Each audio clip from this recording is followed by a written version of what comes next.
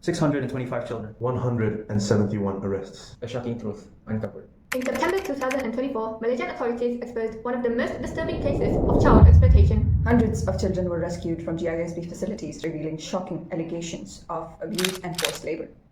This is the Gisb Gisb case.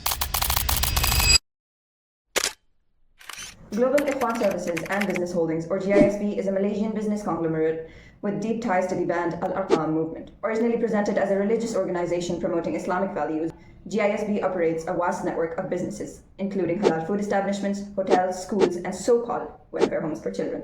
However, in September 2024, Malaysian authorities uncovered the shocking reality behind these operations. In a series of raids on 20 GISB-run facilities across Selangor and Negeri Sembilan, police rescued 625 minors.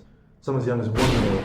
These children had allegedly suffered physical abuse, sexual exploitation, and forced labor within the organization. Following the rescue, 171 individuals, including GISB's CEO and senior leaders, were arrested, facing charges of organized crime, child exploitation, and human trafficking. As investigation continued, the Malaysian government froze GISB's bank accounts and seized its assets, uncovering further evidence of financial misconduct. But how could such a large-scale operation go unnoticed for so long? And what ethical failures allowed these crimes to take place? Let's take a closer look at the issues at hand.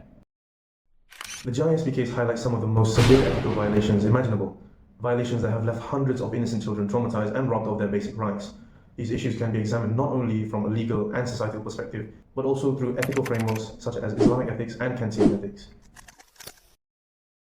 At the core of this case is the exploitation of children. Reports revealed that many minors were subjected to forced labor, physical punishment, and even sexual abuse. In Islam, children are considered an amanah, trust from Allah, and must be cared for with love and justice. The Prophet Muhammad, peace be upon him, said, "The best of you are those who are best to their families." This includes treating children with kindness, fairness, and dignity. Any form of abuse violates the fundamental Islamic principle of protecting the weak and vulnerable. From a country ethical perspective, using children as mere tools for labor or other purposes contradicts the categorical imperative, which states that we should treat people as ends in themselves, not merely as means to an end. GISB section therefore violate both Islamic teachings on compassion and Kant's principle of human dignity. Another major ethical concern is the misuse of religion to justify unethical actions. GISB leaders allegedly use faith as a tool for control, convincing their followers that their suffering was part of a divine purpose. This directly contradicts Islamic teachings, which emphasize justice, al-adl, and accountability, al-amanah. Islam strictly forbids using religion as a shield of oppression. The Quran clearly states in Surah An-Nisa, verse 58, "Indeed, Allah commands you to render trust to whom they are due, and when you judge between people, to judge with justice." Leaders must act with integrity, not manipulate their followers for personal gain. From a Kantian perspective, this is a violation of moral autonomy.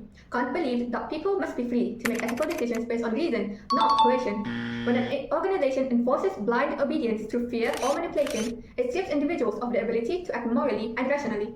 Thus, both Islam and Kantian ethics condemn GISB's action as unjust and morally corrupt. One of the most concerning aspects of this case is the failure of oversight. GISB operated for years without accountability, despite previous warnings and allegations of misconduct. In Islam, leaders and institutions are accountable not just to the people, but ultimately to Allah subhanahu wa ta'ala. Prophet, peace be upon him, said, "Each of you is a shepherd, and each of you is responsible for his own flock." This means that those in power, whether in government or Islamic organizations, must act with integrity and uphold justice. From a Kantian perspective, accountability is essential for moral governance. Kant's duty-based ethics emphasize that ethical actions must be universal and impartial. A just society cannot function if powerful institutions are allowed to escape responsibility while vulnerable individuals suffer. True morality demands justice for the victims and reform to prevent future abuse. The GISB case is more than just a scandal. It's a wake-up call. A call for justice, for accountability, and the protection of the most vulnerable in our society. If we fail to act, we will risk allowing history to repeat itself. We need stronger child protection laws, stricter government oversight, and more awareness to prevent abuse from being hidden behind religious or corporate facades. Justice starts with awareness. It starts with us. Speak up. Take action. Demand justice. Together, we can create a world where no child has to suffer in silence.